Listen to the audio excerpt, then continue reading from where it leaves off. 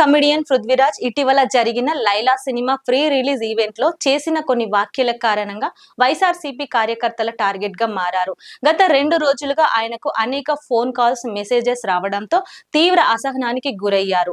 సుమారు 400కు పైగా phone calls, messages ద్వారా వేధింపులు ఎదుర్కొంటున్న పృథ్వీరాజ్ ఈ అంశంపై కుటుంబ సమేతంగా సైబర్ క్రైమ్ పోలీసులను ఆశ్రయించారు. బాధితులపై కఠిన చర్యలు తీసుకోవాలని పోలీసులను కోరారు. ఈ వ్యవహారంపై అధికారుల నుంచి ఎలాంటి స్పందన వస్తుందో వేచి చూడాలి. పృథ్వీరాజ్ తన భద్రతకు సంబంధించి మరిన్ని చర్యలు తీసుకుంటారా అన్నది సమయం చెబుతుంది. ఇంకొక అతను అనిల్ పేరు ట్విట్టర్ లో, ఫేస్బుక్ లో, వాట్సాప్ లో నా నెంబరు పోస్ట్ చేశాడు. అది చాలా క్రైమ్ అంటది. దాని మీద సైబరాబాద్ నేను కంప్లైంట్ చేశాను. పరువు నష్టం దావా కూడా వేస్తున్నాను. ఇక్కడ ఇచ్చాను.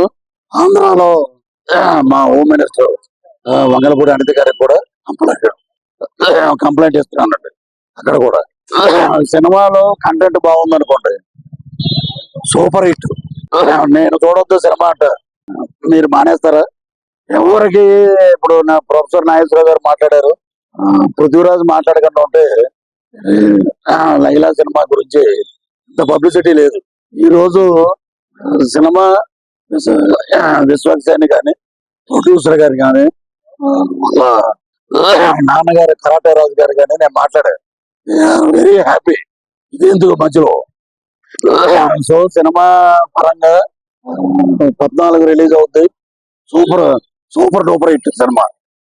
రాజకీయంగా నా మీద, నా ఆరోగ్యాన్ని, నా వ్యక్తిగత ఇమేజ్ ని డ్యామేజ్ చేశారు కాబట్టి మా లాయర్ ద్వారా, మా హోమ్ మినిస్టర్ గారి ద్వారా డెఫర్మేషన్ సూట్ వేస్తున్నాను. ఇక మీదట ఎవరి జోలికి పోవద్దు, నా జోలికి అని కాదు. ఇలాగ ఇంట్లో ఉంటే అమ్మాయి మీద ఒకప్పుడు మా జీవితాలతో ఆడుకున్నారు. వాళ్ళకి ఎంత జరిగినా కూడా ఇంకా బుద్ధి రాల.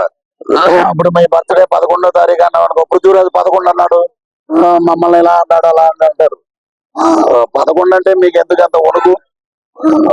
ఉన్నది ఉన్నట్టే మాట్లాడాం మేము ఉన్నది ఉన్నట్టు మాట్లాడే.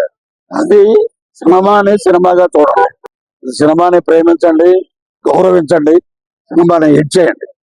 ఎదవ నీచమైన రాజకీయాలు ఉంటే పృథ్వీరాజు పొలిటికల్ సినిమా ఒకటి చేస్తాడు, అప్పుడు చూసుకుందాం, అప్పుడు మాట్లాడదాం.